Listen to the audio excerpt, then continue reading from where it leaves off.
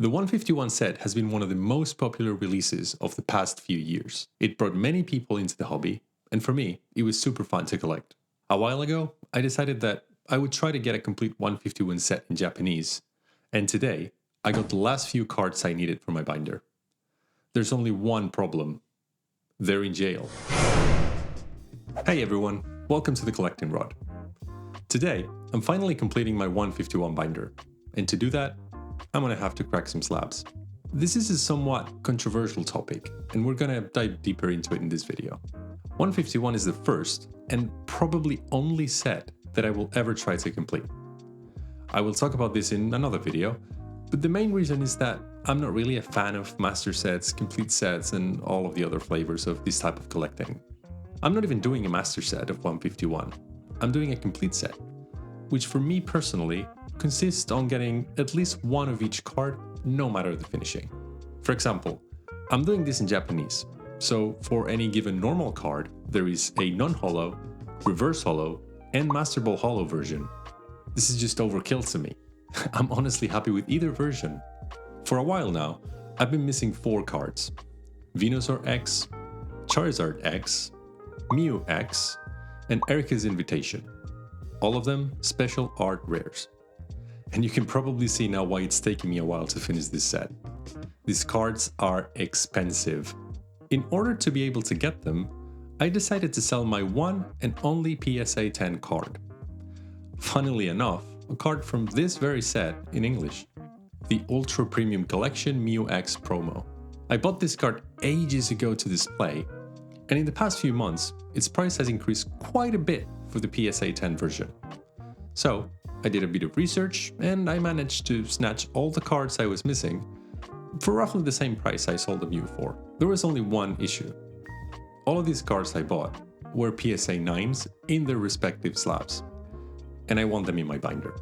And this is something that bothers me quite a bit. How is it possible that I can buy cards graded 9 cheaper than I would buy them raw? Isn't a 9 almost a perfect score? I think there are 4 main reasons for this to happen.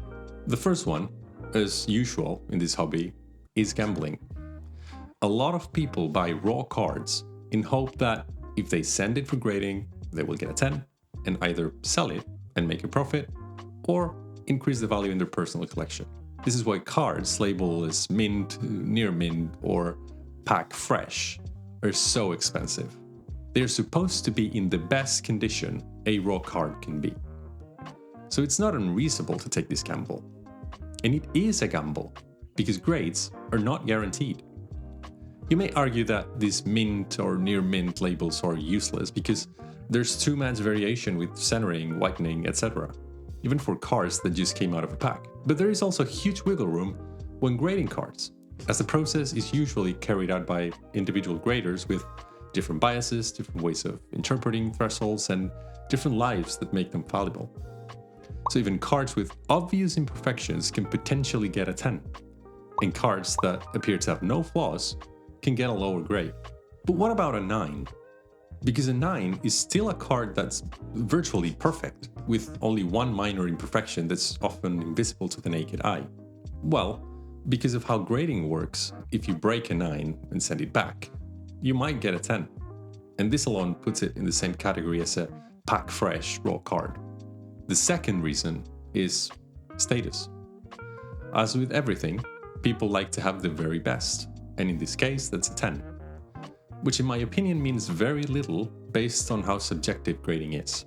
A ton of people wouldn't display a card graded a 9 alongside a 10, because of the need of that perfect score, which, don't get me wrong, it's valid if you care about that and your goal is collecting 10s and you have the money for it, yeah, go nuts. The third and fourth reasons go hand in hand, and they provide a bit more context to the previous points, and they are volume and preservation standards.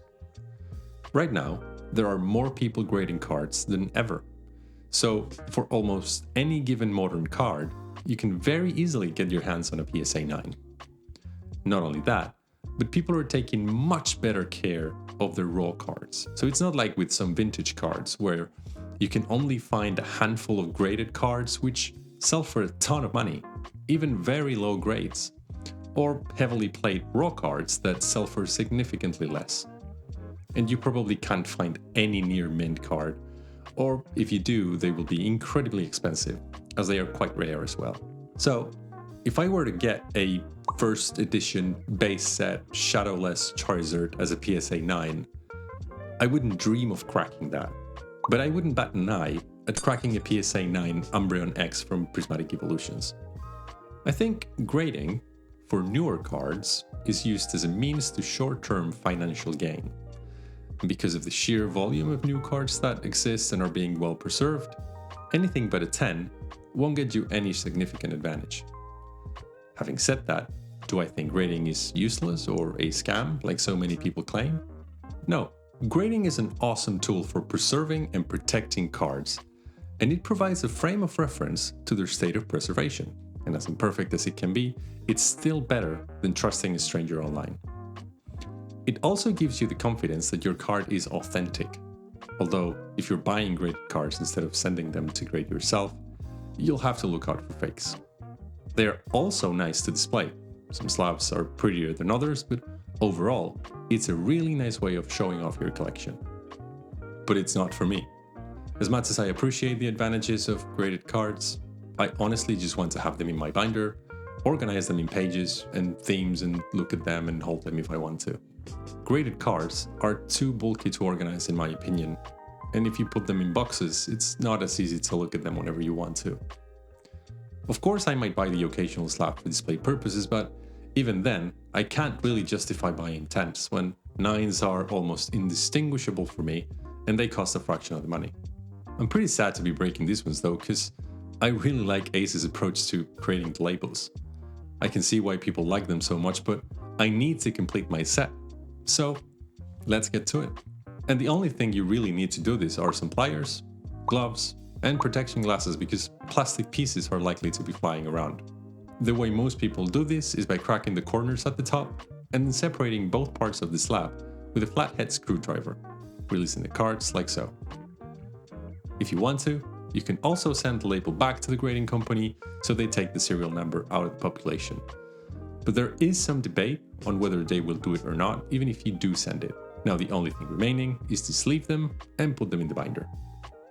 This is the first set that I collect to completion, or my definition of completion, and I absolutely love it. I've decided to organize it by card number, which means that I've separated some of the story cards like the starter Pokémon illustration rares, which I know will be controversial. I don't know, I might change it in the future, but so far I really like it.